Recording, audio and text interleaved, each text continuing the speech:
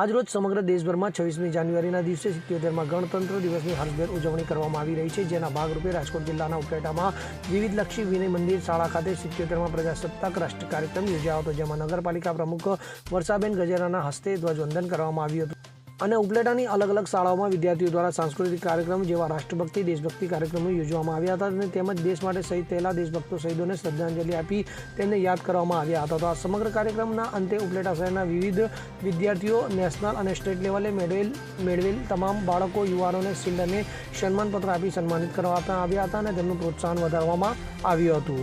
તો 26મી જાન્યુઆરીના ભવ્ય રાષ્ટ્રીય કાર્યક્રમને ખૂબ જ શાનદાર બનાવવામાં આવ્યો હતો. ત્યારે આ રાષ્ટ્રીય પર્વની ઉજવણીના ભાગરૂપે ઉપલેટા પોલીસ સ્ટેશન ખાતે પણ પીઆઈ બી.આર. પટેલની આગેવાનીમાં આજરોજ 26મી જાન્યુઆરીના દિવસે 77મા ગણતંત્ર દિવસે ધ્વજવંદન કાર્યક્રમની ઉલ્લાસભેર ઉજવણી કરવામાં આવી હતી, જેમાં સમગ્ર ઉપલેટા પોલીસ સ્ટાફ સહિત રાજકીય સામાજિક આગેવાનો મોટી સંખ્યામાં હાજર રહ્યા હતા અને રાષ્ટ્રધ્વજને સલામી આપી હતી.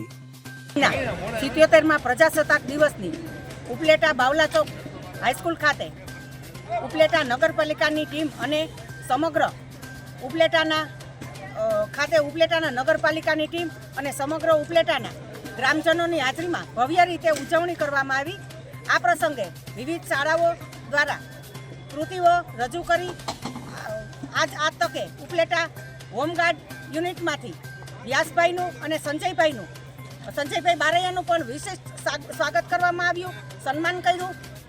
વિવિધ વિદ્યાર્થીઓનું પણ સન્માન કરેલું હતું અને આ તકે ઉપલેટા 1950થી અત્યાર સુધીના પૂર્વ પ્રમુખ નગરપાલિકાના તેને યાદ કરી અને તેને પણ આજે સન્માન અમે નગરપાલિકાની ટીમ અને સંગઠનની ટીમ આખી ઉપલેટાના આગેવાન દ્વારા એનું સન્માન કરવામાં આવ્યું.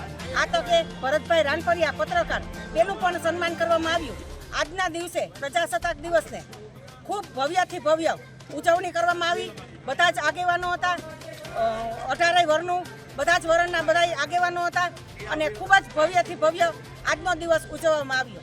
જય ભારત. સરફરાજ કોડી સાથે CN24 ન્યૂઝ ઉપલેટા. હવે જુઓ દેશ દુનિયાની તમામ ખબરો તમારી આંગળીના ટેરવે.